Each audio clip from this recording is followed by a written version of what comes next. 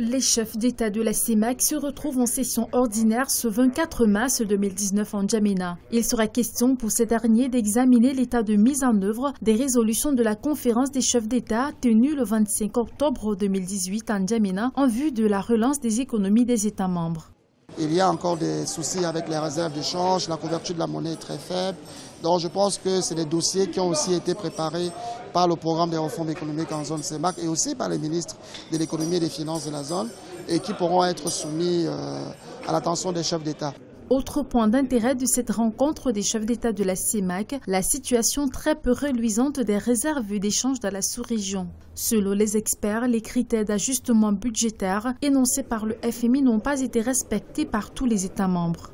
Jusqu'ici, le Gabon et le Cameroun se sont engagés sur cette voie, mais le Cameroun est le seul qui respecte à peu près ces critères-là. Il est réussi aujourd'hui à gonfler les réserves de change de la sous-région, notamment parce qu'il a reçu des avances des bailleurs de fonds. Des pays comme le Congo, la Guinée équatoriale et le Tchad sont encore à la traîne. Et au final, les réserves de change de la zone CEMAC sont très faibles. Toujours durant ce sommet, Idriss Déby et ses homologues vont examiner l'état d'avancement du programme des réformes institutionnelles de la CEMAC. Enfin, il sera également question de revisiter la problématique de financement de la communauté par le recouvrement de la taxe communautaire d'intégration.